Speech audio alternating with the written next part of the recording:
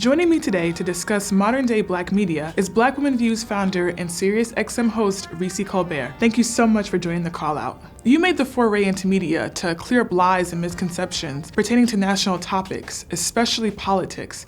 Why do you think misinformation is so widespread in our community? Well, number one, our community is actually targeted very heavily, particularly by foreign actors. The Mueller report from years ago talked about how Russia specifically targeted the Black community to sow confusion.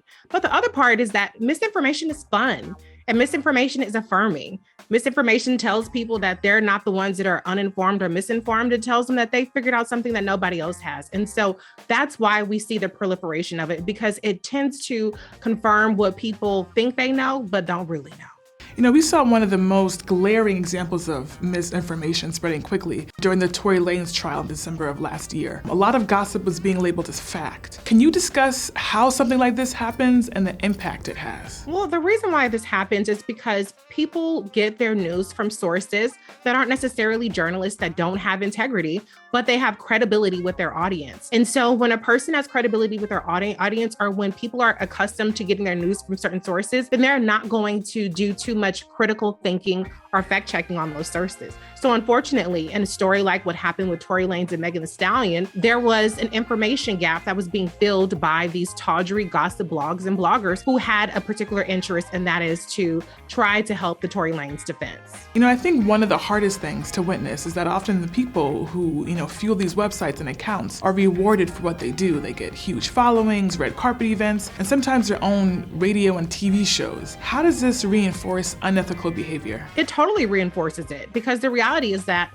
when you're making positive content, when you're making informative content, it goes nowhere. It's like a lead balloon. But when you're making a provocative clickbait type of stories, the algorithm rewards that, and we reward it. So I think it's more of an indictment on us in what we consume and what we continue to consume than it really is on the people who are just seeing an opening and taking advantage. Shame on them, but also shame on us. Then we also have Black journalists, especially Black women journalists like Tiffany Cross and Melissa Harris Perry and Jamel Hill, who were doing the work of the community, like truly standing up for us, but had their voices silenced. What does this effect have on Black people in journalism? Well, I definitely think that it makes journalism a little bit less attractive to Black people. You can have other ways of getting your voice out there, with social media, kind of levels the playing field between journalists. Actually, it almost gives people a leg up to not be a journalist, because you're not tethered to the integrity standards that most of them have to adhere to or usually adhere to.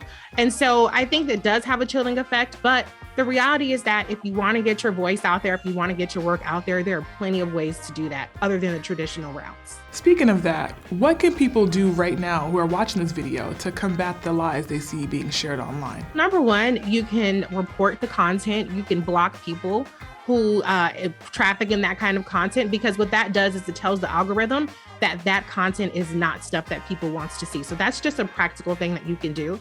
And the other thing you can do is, not necessarily engage with the specific post, but if you want to reference it and debunk the information that's being seen, that's another very powerful way of fighting back on this misinformation.